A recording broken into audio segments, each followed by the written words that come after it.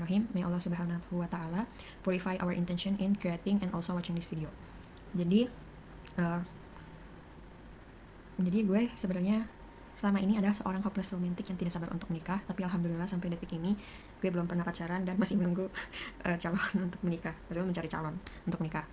Tapi ya namanya seorang hopeless romantic pasti kayak ya tau lah, apalagi cewek-cewek hopeless romantic yang mungkin sama kayak gue kayak kapan ya. Tapi ya makanya gue butuh sebuah alasan, bukan sebuah alasan sih, sebuah metode untuk menangkan gitu, atau menahan diri gue dengan keinginan menikah.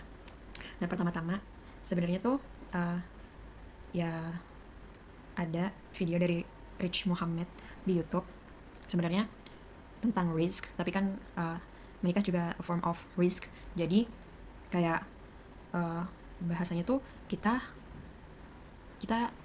tuh nggak bakal dikasih apa yang kita mau sampai kita ngelepas apa yang kita mau.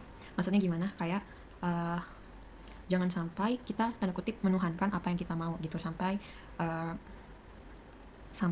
memprioritaskan apa yang kita mau ini di atas Allah Subhanahu wa Ta'ala. Nauzubillah min dzalik.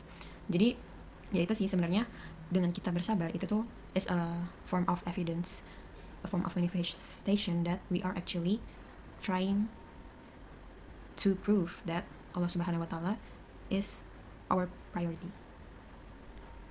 Nah, jadinya tuh ketika kita kehilangan secara esensi kan semua yang kita dapatkan itu tuh ya kayak cuma pinjaman gitulah, bukan milik kita, tapi milik Allah Subhanahu wa Ta'ala. Jadi ketika kita kehilangan pun ya maybe we will feel sad, tapi it's like not the end of the world gitu. Kayak ketika gue mendapatkan suami, insya Allah nantinya ya gue fully nyadar bahwa suatu saat gue akan kehilangan suami gue, either karena gue mati duluan atau emang gue tidak ditakdirkan untuk bisa dapat di this current reality, atau dia meninggalkan gue duluan ke alam akhirat atau hal-hal lainnya gitu.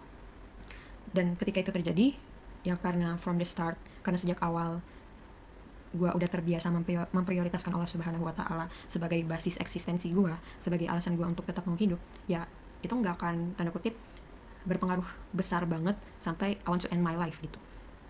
Like at the end of the day, whether I get it or not, I will still live. Dan gue cuma mau hidup karena sesuatu yang abadi, dan itu cuma Tuhan, Allah Subhanahu wa Ta'ala. Itu pertama.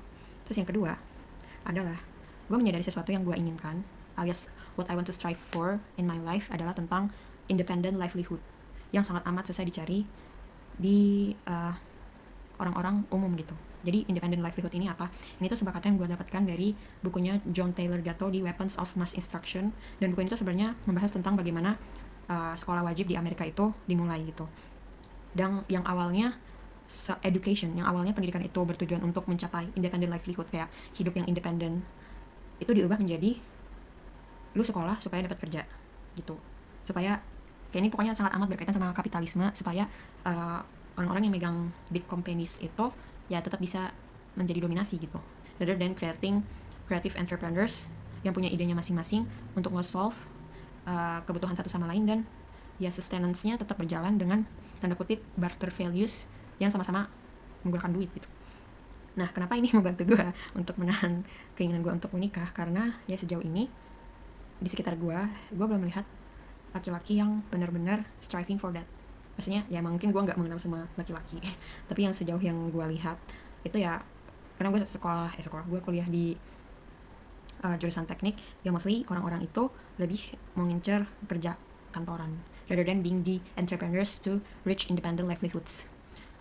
Kenapa ini membantu gue untuk suppress untuk nikah? Karena sebenarnya independent livelihoods itu bukan, bagi gue itu bukan tentang ya gue nanti kalau misalnya udah punya duit banyak gue bisa santai-santai dan sebagainya, tapi yang gue lihat dari independent livelihoods adalah bentuk taking risk, mengambil resiko, and trying things that normal people wouldn't do for the sake of Allah gitu. Like ngambil resiko supaya kita lebih fleksibel waktu dan jadi lebih banyak waktu yang bisa dipakai misalnya untuk Quran memorization, hifz, terus juga adskar dan sebagainya, seeking more knowledge, yang sebenarnya itu end goalnya, kayak creating more time to use it in the path of knowledge and applying it gitu. Dan ini yang gue jarang lihat di sekitar gue, dan kayak bayangin, maksudnya sebenarnya gue dari dulu tuh kurang suka dengan saran kayak untuk gue cewek-cewek yang belum nikah dan belum menemukan jodoh, saran kayak uh, perbaiki diri kamu, kayak improve yourself more, terus memperbaiki diri.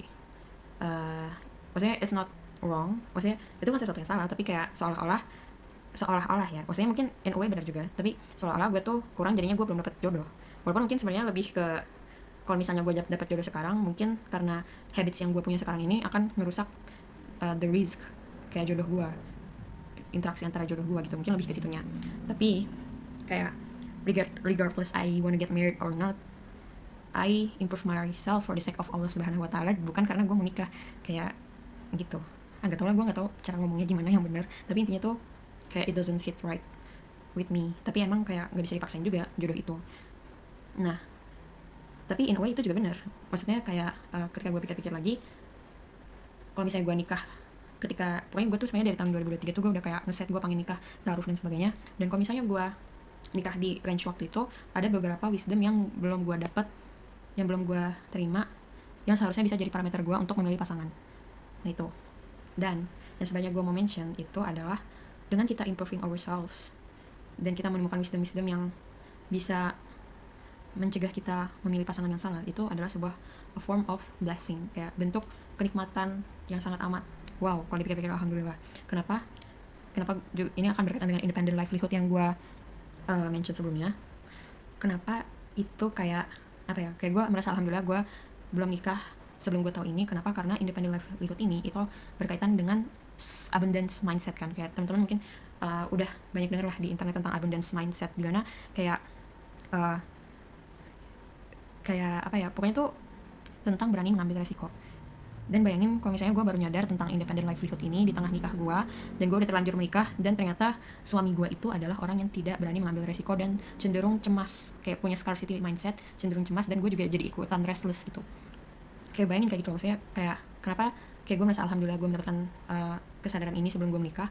Karena kalau misalnya gue bayangin gue hidup bersama orang yang tanda kutip gak bisa optimistic, positive thinking, kayak being tawakul to Allah, dan dia being restless all of our lives, kayak how kayak bisa bayangin betapa capeknya gitu hidup sama orang kayak gitu.